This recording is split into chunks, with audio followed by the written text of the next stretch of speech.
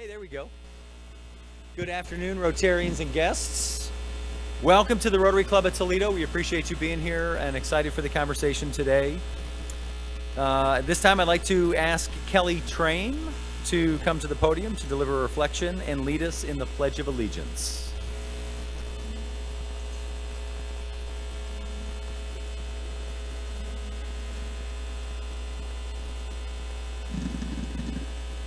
Please join me in prayer. You have given all peoples one common origin. It is your will that they be gathered together as one family in yourself.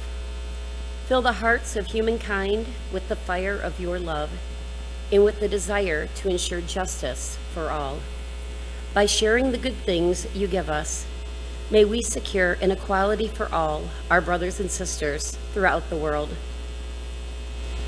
May there be an end to division, strife, and war.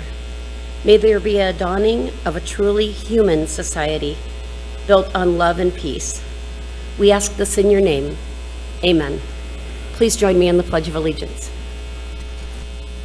Pledge allegiance to the flag of the United States of America, to the republic for which it stands, one nation, under God, indivisible, with liberty and justice for all.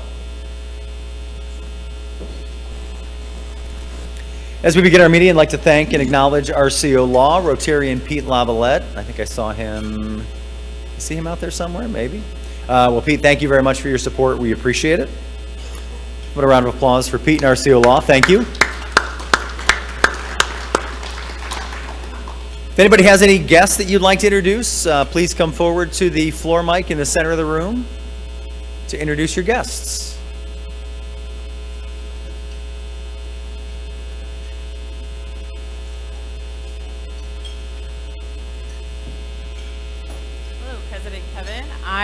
And fellow Rotarians, I have Janae Henklin from New Life Group, who I had the pleasure of, New Leaf Group Incorporated, who I had the pleasure of meeting while doing a site visit for the Rotary grant she applied for through Youth Services Committee.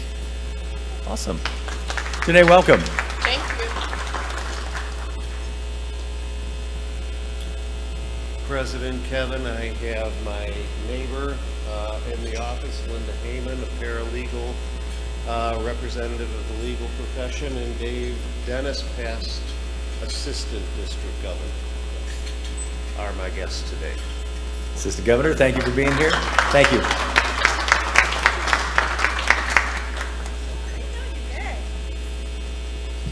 Hello, fellow Rotarian. Good to be back. Nina Corder. Thank you, President Kevin.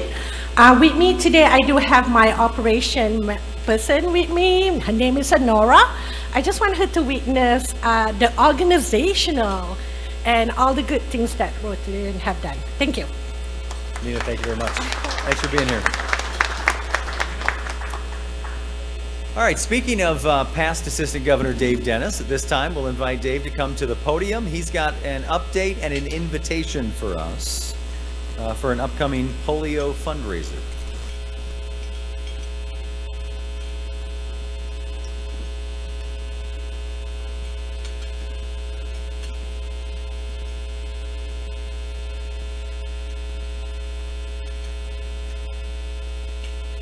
Thank you, President Kevin, and greetings from the Rotary Club of Reynolds Corners.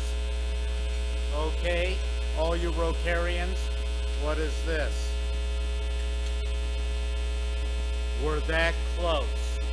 And October 24th is World Polio Day, and the Rotary Club of Reynolds Corners is having not polio shots, but shots for polio at the Toledo Club. It is a bourbon tasting dinner. We're going to have 5 courses, 5 bourbons. Nature's Farm has drink, and we're going to have 4 roses, single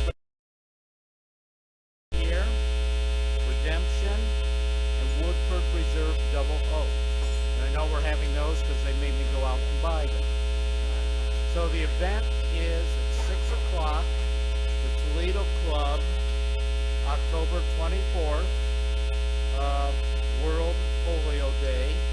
Cost is $145 for the five-course dinner prepared by Toledo Club Chef Sean.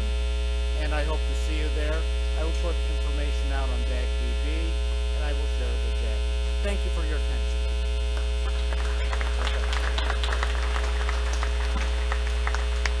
I'm going to put him on the spot, as Reynolds Corners is the #1 makeup spot for Toledo Rotarians. If you can't make a meeting, you can make up a meeting.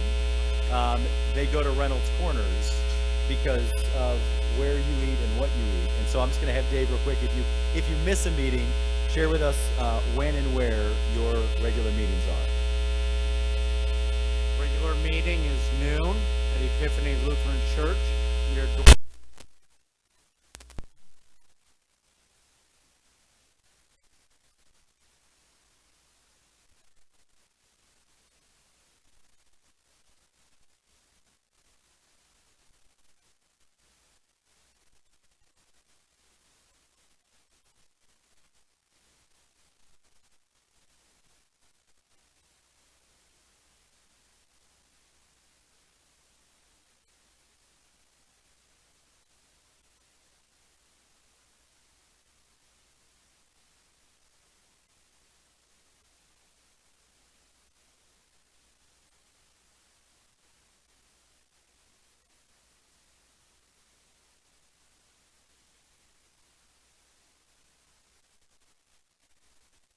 Object to the podium for an update regarding the Rotary International trip coming up also in October.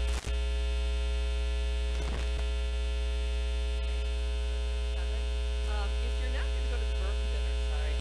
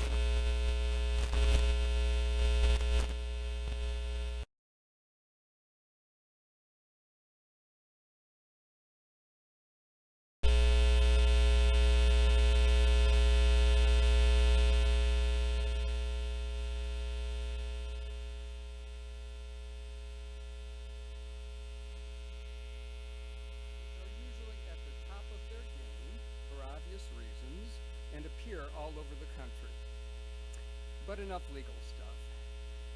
You have her resume in the spoke. Now for the rest of the story. Yes, she is past president of both the Toledo Bar and recently the Ohio State Bar, which tells you something about her leadership skills. She has always put the profession first. It is never about her. With her extensive leadership commitments, she nonetheless finds time to be a wife, mother, farmer, and baker of great pies. In particular, you know that you have to peel the grapes when you make this pie. For all the bakers in the audience, you understand this difficulty. Michelle, when do you find time to sleep with all of this on your plate? I don't know. And then there's the farmer side to her and her cows, her cattle. And when she talks about bull, she's not referring to what a lawyer or judge might speak.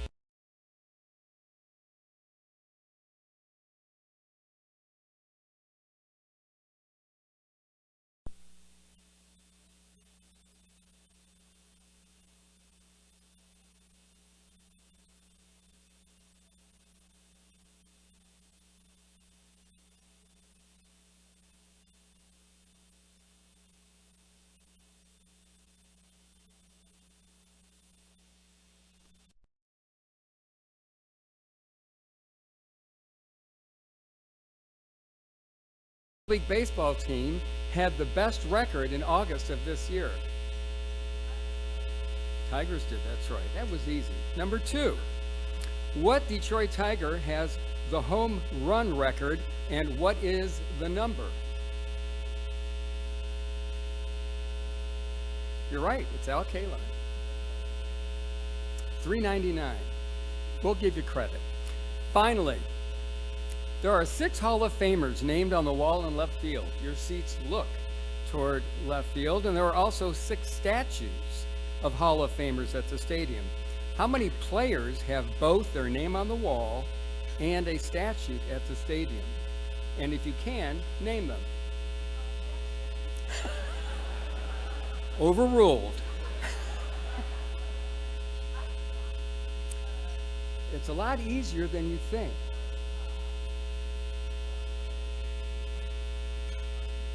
You would think.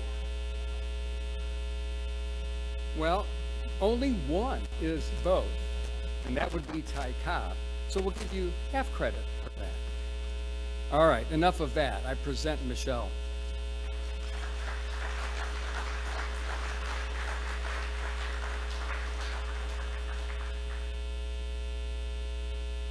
You can ask me Big Red Machine stats too. I can probably give you those as well. Well, thank you for the opportunity to be here today. I often have said, I mean, as Judge Harry just highlighted, we have had an extended friendship, an extended professional relationship, and even once he took the bench, we certainly have still enjoyed each other's company a great deal. But that said, I also learned very early on as a baby lawyer that when an Article III judge asks you to do something, the answer is always yes. Let me start by saying, you know, Ohio State Bar Association year runs July 1 to July 1. So I just wrapped up my tenure as the State Bar Association president just about 60 days ago. It certainly was an interesting year for any of you who've ever had an opportunity to serve at a statewide level. It obviously presents some interesting challenges and some interesting differences because you are dealing with not only a very diverse population of lawyers, but we are geographically diverse. And that's really what's led to much of my topic today. I will tell you that a gentleman who I've always referred to as one of my leadership mentors, Reg Jackson, said, as the state bar president, you aren't necessarily going to solve a lot of problems, but what you can do is raise a topic and raise interest in a particular area, which is hopefully what I've done during the course of this year and what I'm about to highlight for you. I will also tell you that on a national level, I know this won't surprise you, there are 50 state bar associations. Only 18 of them are voluntary associations like the state of Ohio. The other 32 are automatic. If you're a member of the bar, you're a member of their bar association. But when it comes to a statewide leadership opportunities, there are 5 bars in this country that are traditionally looked to and sought out for their advice, for their information, for their guidance, their leadership. And that is New York, California, Florida, Illinois, and Ohio.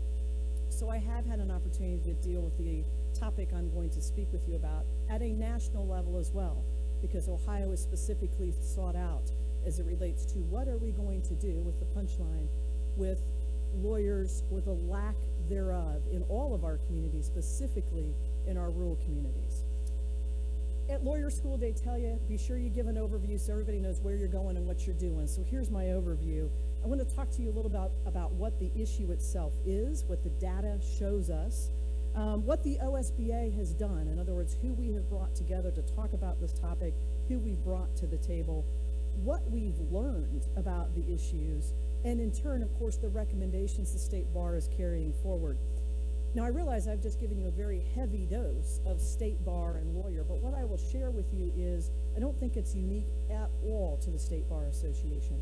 I think what the topic of where have all of really, I'm talking about lawyers, I think we could all talk about where have the professionals gone? Where are our ranks? How are we going to fill our ranks as we all begin to move into a more senior status? So I think when we talk about community organizations, professional, volunteer opportunities, the things I'm about to share with you, number one, I don't think will come as a galloping shock to you. But number two, I think that they have a great deal of information and undertones for all of you, regardless of whether you're in the legal profession or not. And as I understand, there'll be an opportunity for some give and take at the end. I will also say this is my listening tour too. I am very interested as I have an opportunity to speak across the state and across the country, what other thoughts, observations, experiences you all have. So I do hope there's a moment for some two-way interaction at the end on questions. So I will say that I use the shorthand, the rule practice gap, but I'm working that out of my vernacular because it isn't just a rule practice gap, it is a lawyer gap, and it is a small and solo practice gap. So while I say rule, that's somewhat of a shortcut to really the overall concept, which is our ranks as lawyers are rapidly decreasing. There simply aren't enough of us to fill the role. And I think in part of what I was talking, or what I saw what I had presented by way of topic, I related that when I was sworn in as a lawyer in November, there were about 1,400. The bar exam is given twice a year, but actually sworn in with me was just short of 1,250 lawyers. 2020, or fast forward literally 30 years to 2023, we had 860 lawyers sworn in for the entire year for the November bar, comparing 1,250 to 703 lawyers were all that was sworn in last year. As my wonderful CEO of the State Bar Association, Mary Augsburger, says, the numbers are against us within the profession. And the reason why I think it's important and why I took this opportunity to speak with you, particularly from a volunteer organization standpoint, is this. As our numbers dwindle in the legal community, that means lawyers obviously are not available to do their work 9 to 5. I mean, we have a justice gap. We know and recognize that. Inability to serve the court system and serve the legal system is becoming much harder for the very few lawyers who we still have in the profession. But I would suggest to you as a community organization that much of what lawyers do are solve problems. That's our job. We are to be problem solvers no matter what type of law we practice. That's the initial calling card we have. And for that, we are often sought out, not for our 9 to 5 job, what I call the after 5 jobs, whether it's volunteer organizations like yourself, whether it's on the church board, the fair board, community organizations. Lawyers are sought out to be a part of those organizations because of their general spirit of giving, but also because we are problem solvers. And therefore, we become a fabric within the community.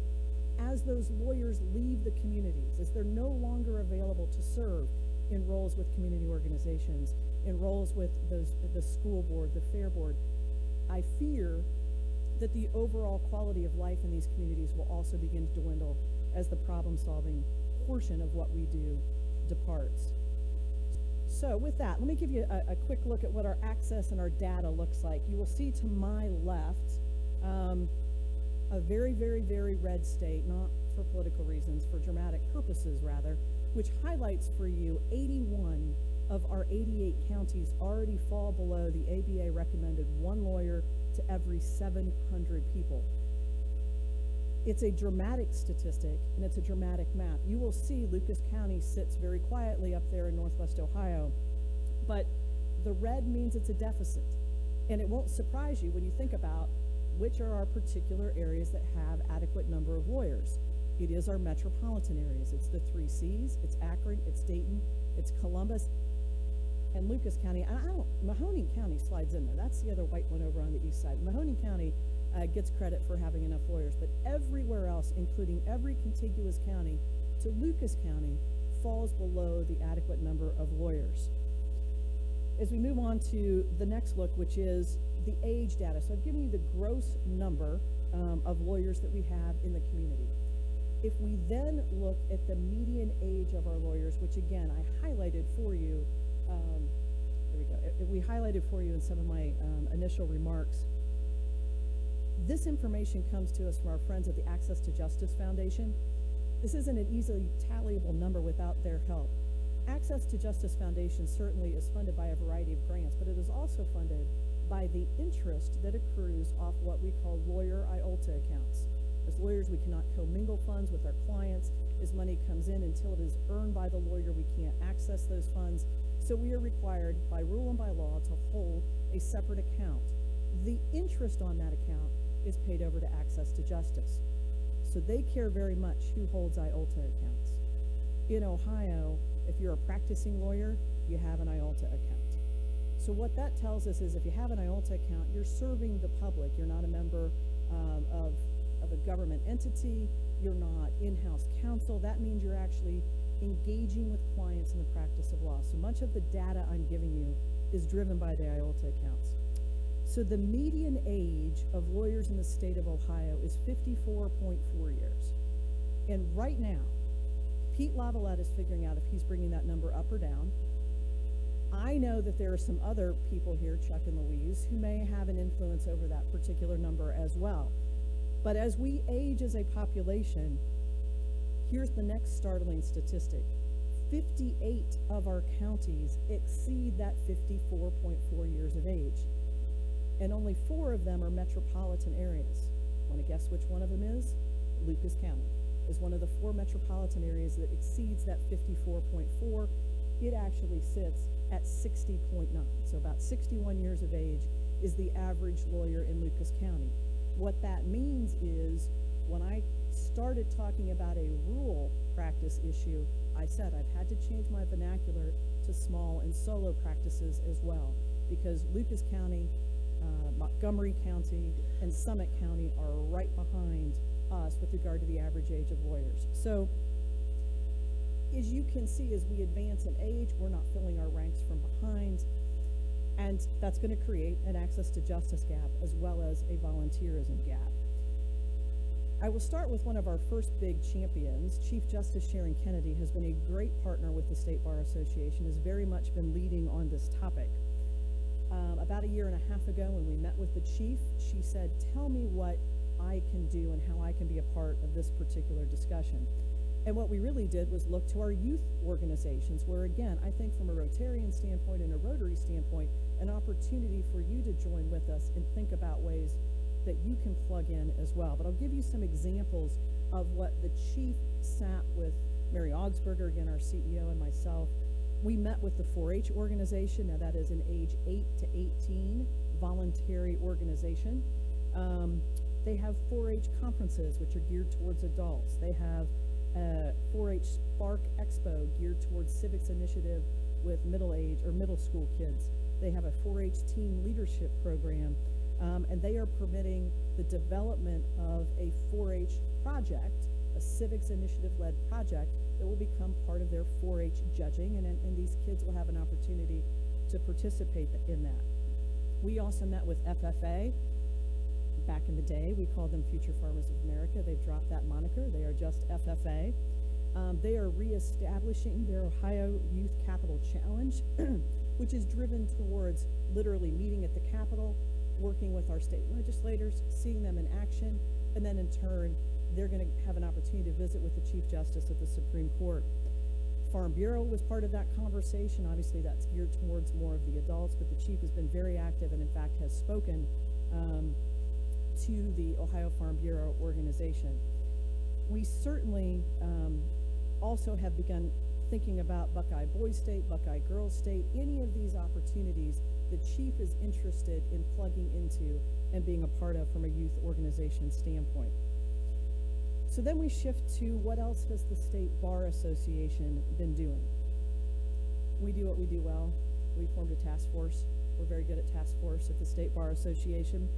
And it included members of our Board of Governors, the Ohio State Bar Foundation, Farm Bureau, Dean Charlie Rose, who is the dean at the Ohio Northern University College of Law, one of only 5 law schools in the country that are actually in a rural community.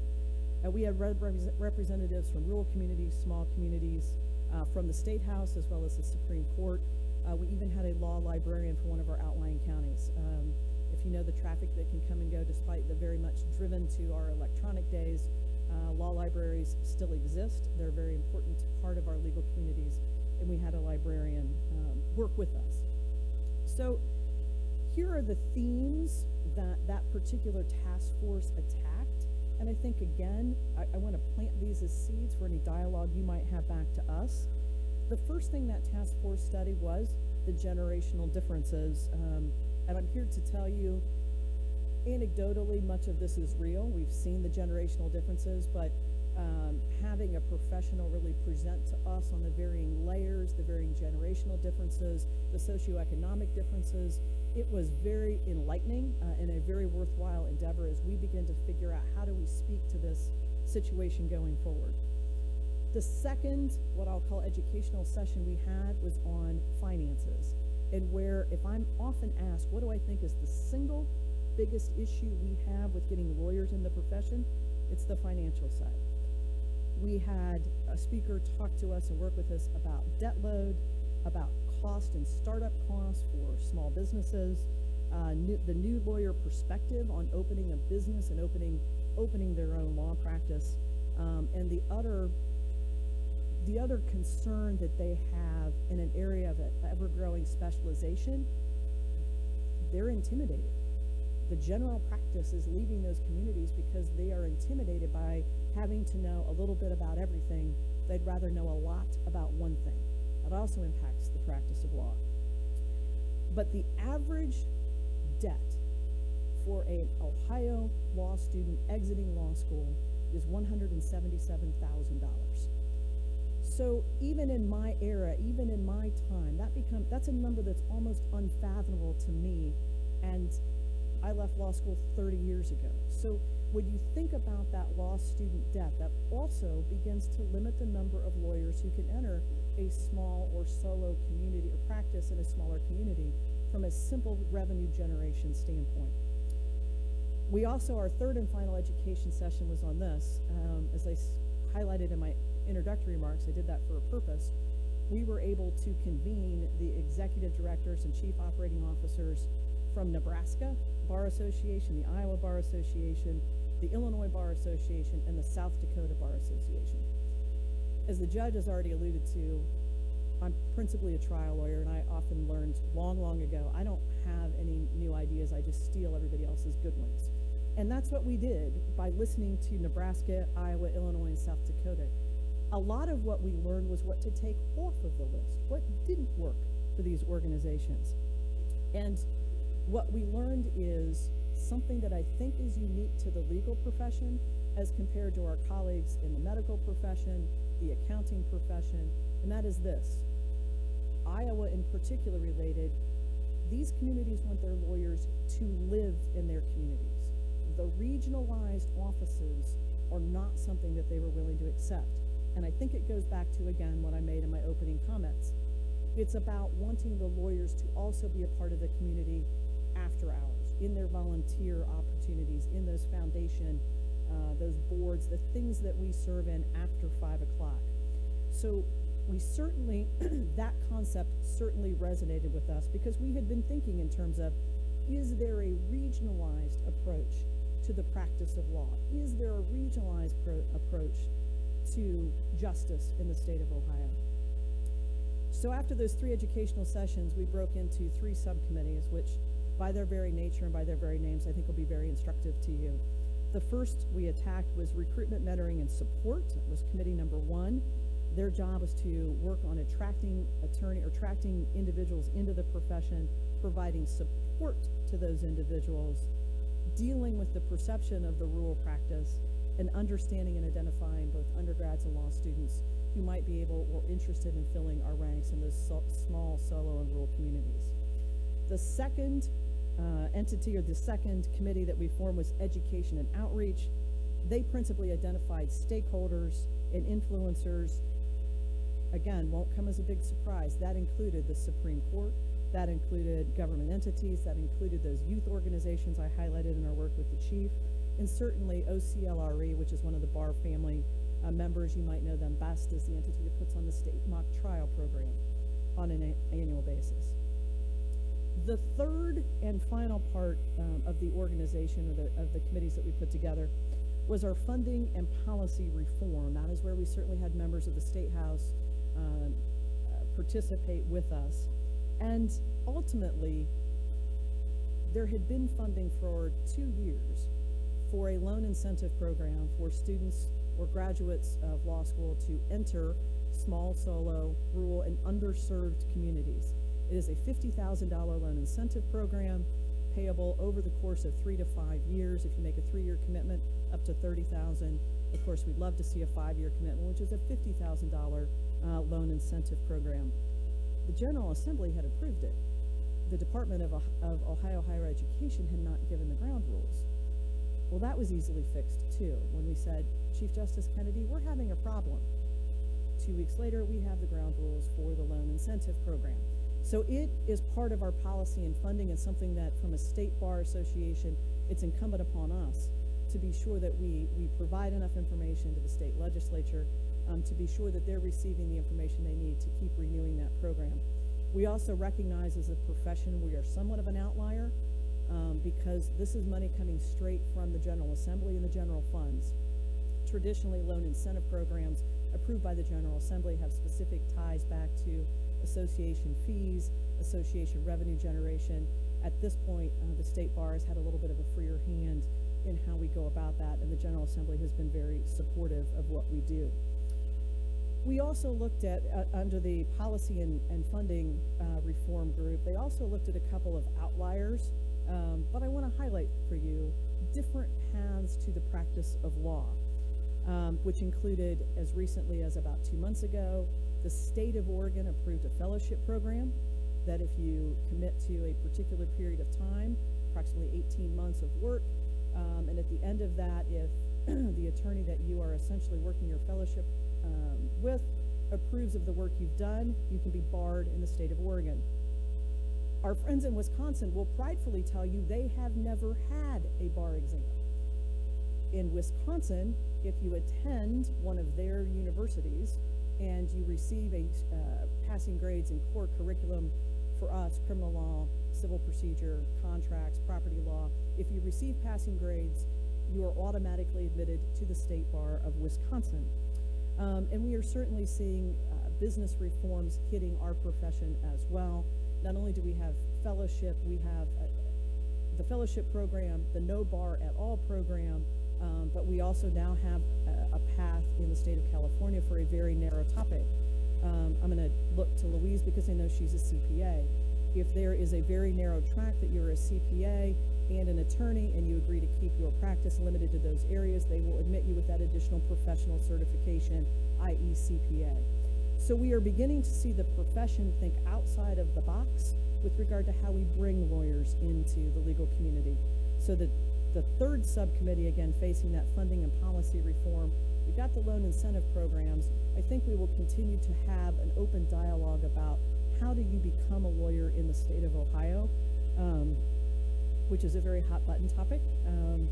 There is clearly a faction who believes very pointedly that you need to exhibit minimum competencies. You need to do that on a standardized test. And why should Ohio citizens accept anything less? But then we also have the faction that says, and it's a chilling effect to lawyers entering the profession. The score that you must attain in the state of Ohio is the highest of any of our contiguous states. So Michigan, Pennsylvania, West Virginia, Kentucky, Indiana all have lower cut scores than Ohio.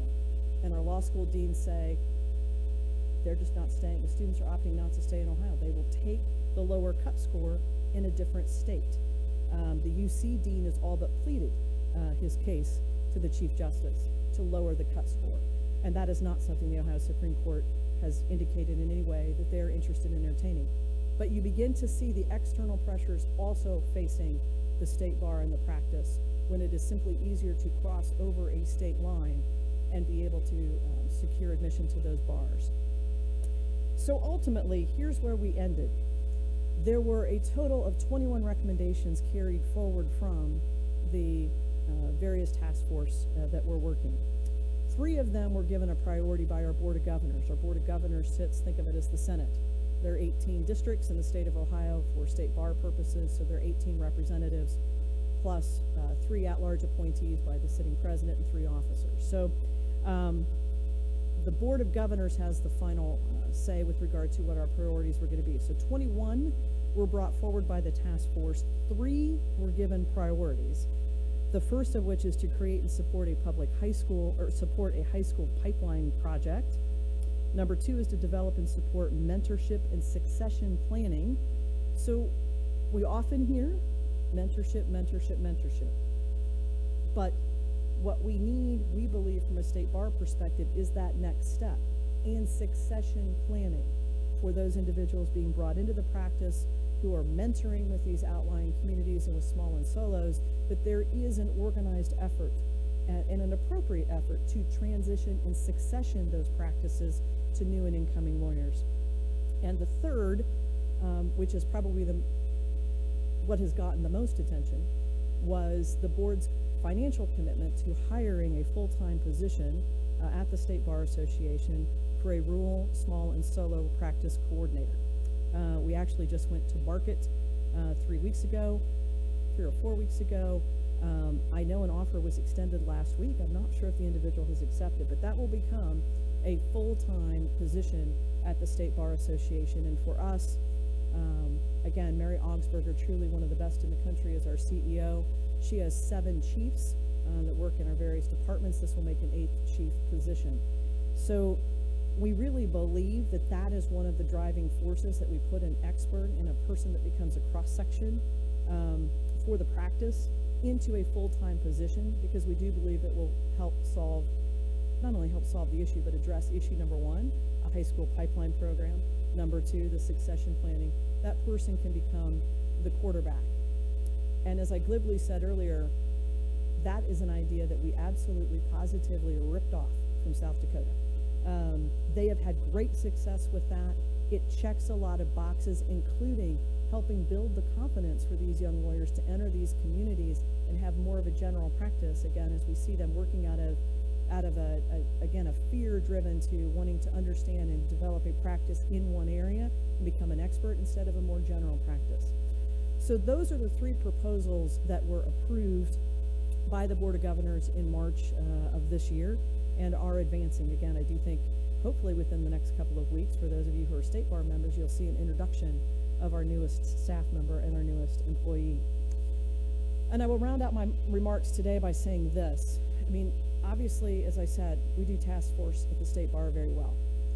We also figure out how to narrow those task force into advisory panels. There are 5 of us who are now serving on the Practice Advisory Council, and will be the ongoing touch point for our new practice coordinators, for those who are entering the practice in general.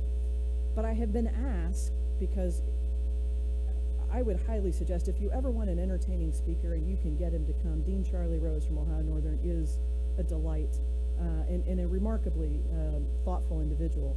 But he's the one that tends to poke at me and say, yeah, but. And he's the one that said, so what does success look like? We've done a great job of looking at the issue, defining the issue. How do we know what success looks like? That's where the Advisory Council will be acting very heavily. I've said, I think, if I can get 1 new lawyer to stay beyond 5 years in each of our 82 counties, that begins to be a win. We have talked about what it looks like for Lucas County, Summit County, and Montgomery County as they approach the ever-aging population and attracting lawyers into their communities. I will share with you that the Toledo Bar Association had a fellowship program, a very, very successful program, where they had, it wasn't just an incubator program, it was an actual opportunity to have space at the Bar Association, to have direct mentoring, and have financial support for benefits, for malpractice coverage, those kinds of things that often don't fit into an incubator program. They actually had no applicants in 2023 because essentially the lawyers were fully employed. There wasn't a reason for anybody to take anybody up on the fellowship program. That's how few lawyers we have entering the profession, that even a successful program like our fellowship program couldn't find enough individuals to fill its ranks. So that's where the advisory council will continue to serve a role, where we will be obviously monitoring the success, the failures, the opportunities to really try and meet the needs that we're missing over the next 3 to 5 years. So from a State Bar Association perspective, 3 to 5 years from now, whoever has the good fortune of serving in this role may have an opportunity to come back to you and give you an update on where we are. But I will conclude by saying I recognize what I've presented to you is very much driven at the legal profession. But again, I would suggest to all of you that I suspect you're having the same issues we are in filling your ranks on a professional level.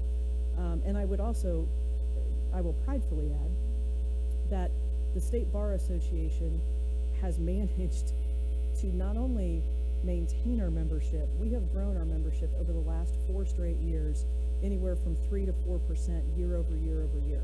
So in an era when we see an ever dwindling number of associations really struggling to keep up their membership through the wonderfully talented staff that we have and our CEO, we have managed to continue to see our ranks grow. And we do believe that's part of what we're speaking to today and what we've been speaking to for the last few years, which is being sure we remain relevant to the practice of law and to those entering the practice of law over the next several years. So with that, I will take a pause. And as I said, I would love to have an opportunity to hear your thoughts, your feedback. If you think we're missing a piece, this is your opportunity, or me, to get a little bit of the listening tour in. So,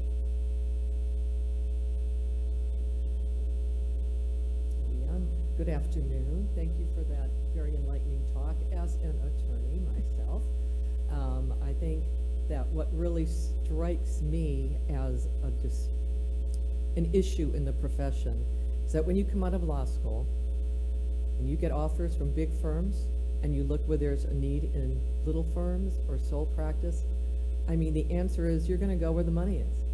And then when you do that, you get specialized, and then you feel like you absolutely cannot, with all competence, go to a small county. I mean, I've been practicing 36 years. I'd be petrified if I went to a sole practice in a small town or small county and someone asked me to, do litigation for them. I mean, I would not have any idea what to do because I've practiced trust and estates law for 36 years. So there is that trend for lawyers in the last, say, 30, 40 years to move to where the money is, and then they get specialized, and that's all they do. So the rural counties, I know, are underserved, and I don't know what we can do about that. well, and that's part of what we're tackling, because you're highlighting exactly where we've gotten with the specialized nature of what we do and the need to kind of expand the wings. But, and I think,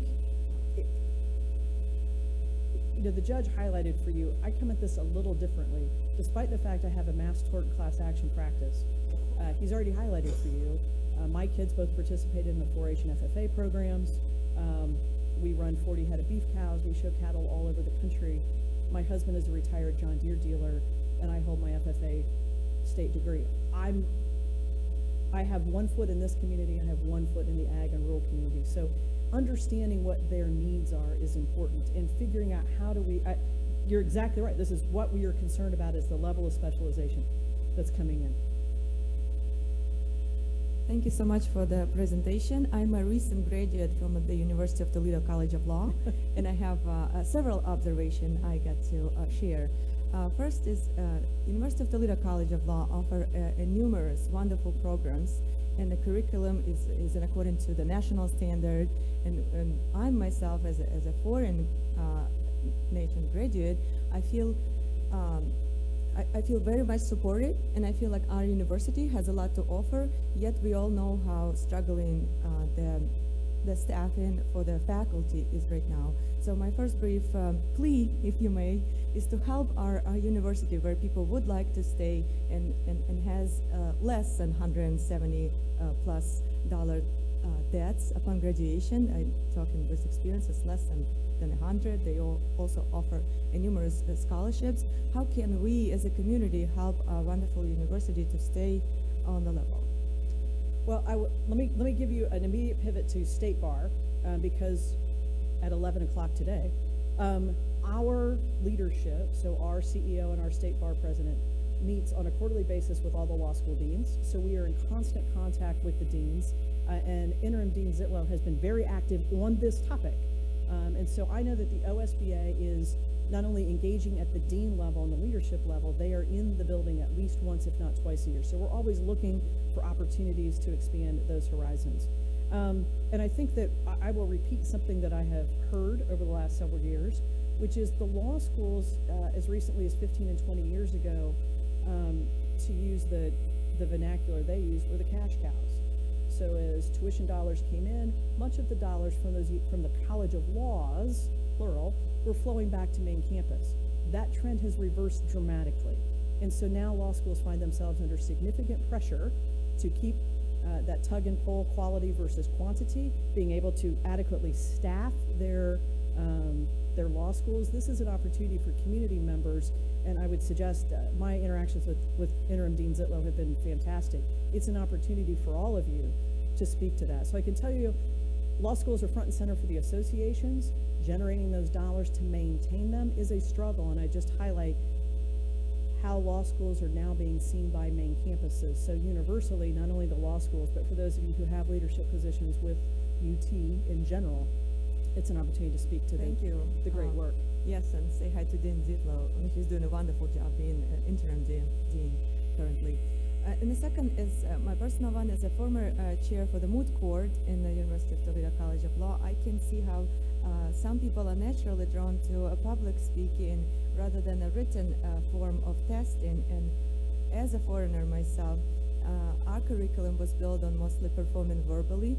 Would it be, as you said, thinking out of the box initiative for sometimes taking the bar exam verbally? It is under consideration. I will tell you that one of the things that is, again, a second hot button topic is whether there is a bar exam or not, but the manner and method in which the bar exam is given. The National Conference of Bar Examiners have traditionally created and administered that throughout the country. They are now wanting to place a greater emphasis on interpersonal communication, effective communication with clients, and whether that will lead to a verbalized portion of that, it could very well. So the NCBE, for those of you in the practice, it's going to be very interesting to see what they do with the bar exam over the next couple of years. It is a very hot topic. Hi, I'm Jay Marie, and I'm at Fifth Third Private Bank in the Wealth Division. I've been there 20 years, and we have estate attorneys on staff that help with trusts, and we've had a trust department since 1858. And one of the things that banks do is act as trustee and take care of all the administrative services. We have an estate attorney on staff, but we've had a position open for over 12 months now, and not getting applicants at all. And we want to keep it local, and that's the problem, right? A lot of institutions and some of our counterparts have left the region and gone to Detroit or Cleveland. And so really even Lucas County, it was, trying to find those attorneys that want to work in the banking side of the house too is a problem. So if there's any attorneys that are interested in a trust department, we are looking. But that's an excellent anecdotal example of what we're all facing. You have a position, it would be an opportunity to stay in the community, stay in the practice, well-defined. For those of us in private practice who have to keep clients, keep them interactive, keep the bills on, in-house positions are often coveted. Yet here we are, 12 months in, and you can't fill the position. As I just shared, the Toledo Bar can't even keep its fellow program going because we don't have enough lawyers to fill it. Good afternoon, Councilor Michelle. Thank you for coming and very interesting presentation here today. There's a huge workforce shortage all across Ohio in near every sector. And I'll be honest, I had no idea that the amount of shortage was in the legal community. I'm not a lawyer, but I happen to run a college and career access group here in town called Toledo Tomorrow. And we are very active and networked on a statewide basis. And have peers that connecting with might be helpful to you in the Bar Association, your colleagues, lots of the big cities, but also cities from Muskegon to Marietta as well, and offer that. They're also on the sort of in the name of the high school pipeline is where lots of us work, but not strictly. And then here in town in Lucas County, there are two large high school career fairs every year. One of them is coming up in 3 or 4 weeks from tomorrow. That is TPS's. There will be north of 1,200, maybe 1,500 high school students that will be through it. I certainly offer to the state or local bar or any of the firms in the room welcome to come and set up a table. I know a couple of you, but I don't think it's been more than a couple, have been to it before. And then in the spring, I think around end of April and beginning of May, our colleagues at Junior Achievement put on an event called Aspire that would also be a good one to connect with as well. And those are the opportunities we would love for that new position. That's exactly the kind of opportunities we want to be able to plug into. I met with the director of Mercer County Development in the spring. Very, very interesting program, that Salina, Great Lakes, Grand Lakes, St. Mary's area. Yep. And the one thing that they have done about 12 years ago, figured out that the world in the high schools have changed a little bit. What I traditionally knew as a guidance counselor position, and my dad was one for 44 years, the emphasis is now on curriculum. It's about getting you into the right classes. It's about getting you to the trade school. It's about getting you to college. There's no career development anymore. And Mercer County has created enough funding through private organizations, private companies. They have a career counselor who goes around to the 8 county schools, and that's what she does, is career counseling, not guidance counseling, but career counseling. Yeah. And the high school counselors deal with a lot more things Right. than they used to as well. Right. But thank you. Right. My question is about Wisconsin model. And I was really pleased to read that. And what I think is if you go to law school for 3 to 4 years, and we can modify that, if your grade point average is 3.5 or so, or above 3, you can get a temporary license to practice and you can be monitored. That's one suggestion I have. Yes. And that will bring a lot of people into the profession. And the third one is that the Bar Council should really seriously look at it. The number of percentage of questions you answer correct, let's say the bar is 80 or 75, and they can say if you have between 65 to 75 score, you can practice in underserved county. And you will have a temporary license to practice for 3 years, and then we'll re-examine you and look at your track record.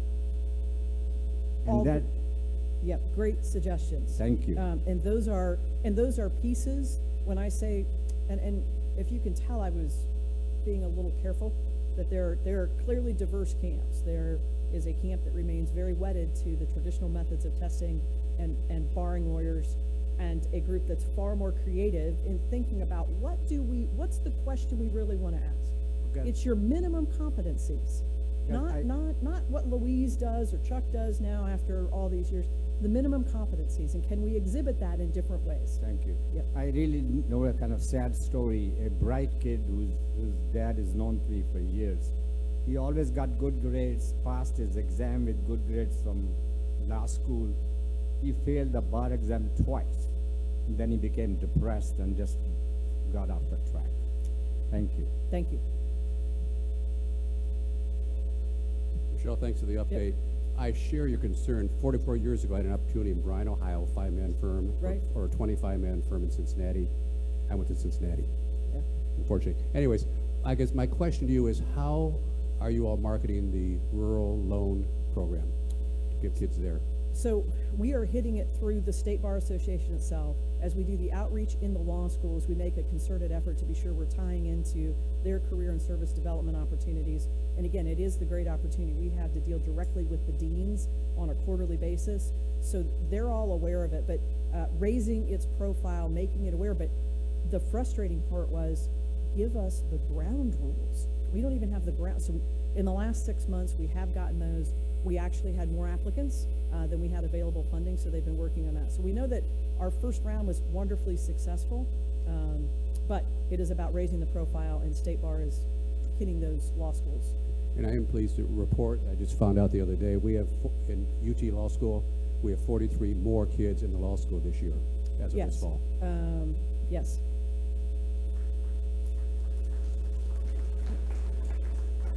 Okay.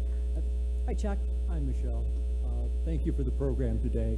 Kind of a little bit of an unfair question, but if I'm a young lawyer and I'm looking to go into one of the rural communities and practice, one of my concerns is going to be, what's the compensation? What's the future look like?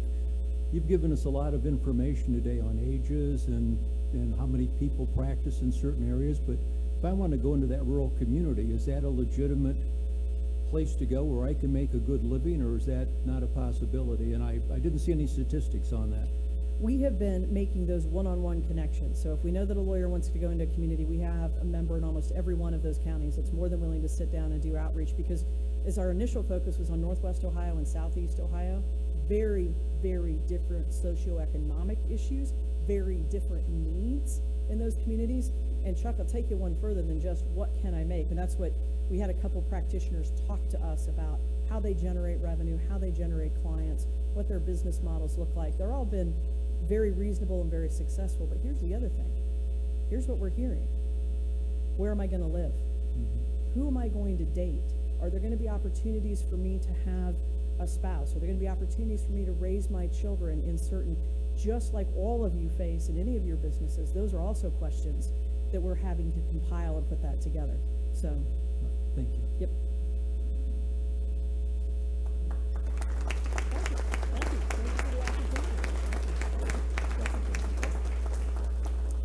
Michelle, thank you very much. We appreciate your presentation. As we started the meeting with an update on our upcoming polio fundraiser, Rotary International has committed itself to eradicating polio from the face of the earth. In your name and appreciation for your presentation, we're going to make a donation to the Polio Plus Fund. We also have a book, Historical Tales of Toledo, that is authored by past President Clint Long. So thank you very much.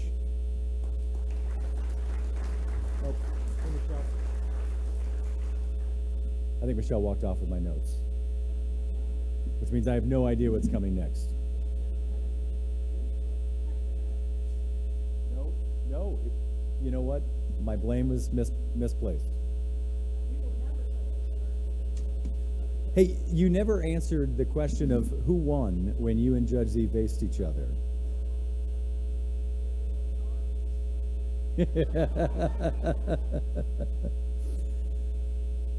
All right, we've got some great programs that are coming up. On September 23rd, we'll have Laura Kaprowski, CEO of TARTA, telling us how TARTA moves Toledo.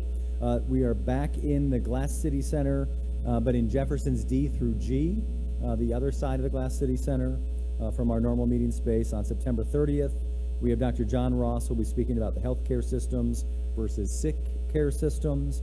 And of course, on October 14th, Dr. Durant will join us to talk about the Scott Park project and other things happening at Toledo Public Schools.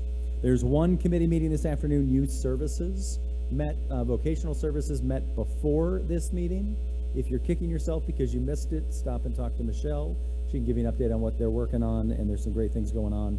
I will also put on the calendars, October 28th is our next Service Above Self Day.